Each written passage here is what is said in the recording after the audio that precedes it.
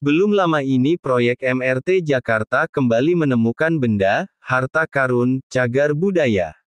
Hal serupa juga terjadi pada proyek tol di Jawa, yang mendapati temuan benda cagar budaya seperti tol Solo Jogja dan tol Pandaan Malang dan lainnya. Adakah temuan harta karun sesungguhnya yang pernah terjadi di Pulau Jawa? Beberapa penemuan harta karun di Pulau Jawa ternyata pernah ada dan sempat bikin geger pada masa lalu. Umumnya ditemukan tak sengaja oleh warga yang beraktivitas. Harta karun ini ada yang merupakan peninggalan masa kerajaan hingga masa revolusi kemerdekaan. Misalnya di Jawa Tengah 3 dekade lalu, sempat heboh penemuan guci berisi emas harta karun.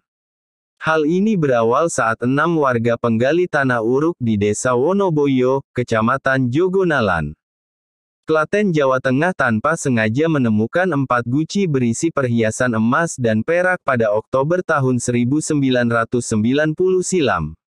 Guci itu ternyata berisi perhiasan berbagai bentuk, mulai dari gelang, cincin, berbagai perhiasan emas dan perak yang disimpan di dalam 4 guci itu disebut sebagai temuan mahakarya dan terbesar sepanjang sejarah Indonesia. Benda-benda bersejarah itu ditemukan 6 orang warga di kedalaman 3 meter tanah berpasir yang digali untuk tanah uruk.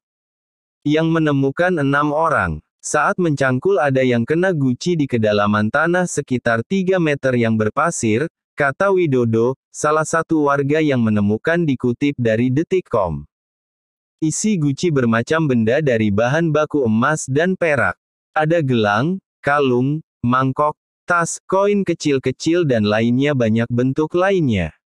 Ada 4 guci, yang 2 ukuran besar dan yang 2 kecil. Yang besar isinya koin emas banyak sekali dan yang kecil isinya berbagai perhiasan, kata Sudadi, salah satu penemu lainnya. Harta karun Jepang, jauh ke periode belakang, dahulu di daerah Cigombong, dekat perbatasan Sukabumi Bogor, Jawa Barat pernah ditemukan harta karun. Kawasan ini sebelum 1946 pernah ditempati tentara Jepang. Setelah pertengahan 1946, tentara Jepang yang sudah kalah pergi dari Cigombong. Tentara Nasional Indonesia, TNI, mengamankan tempat itu dengan bantuan penduduk. Bersama penduduk lokal sekitar Cigombong kemudian tentara menggali-gali lahan di sekitar bekas lokasi tentara Jepang, berharap mendapatkan senjata untuk melawan tentara Belanda. Sersan Mayor Sidik bersama beberapa anggota polisi tentara dan rakyat menemukan sebuah guci besar. Setelah guci itu dibuka, mereka menemukan kaos kaki yang berisikan barang keras. Kaos kaki itu mereka buka satu persatu.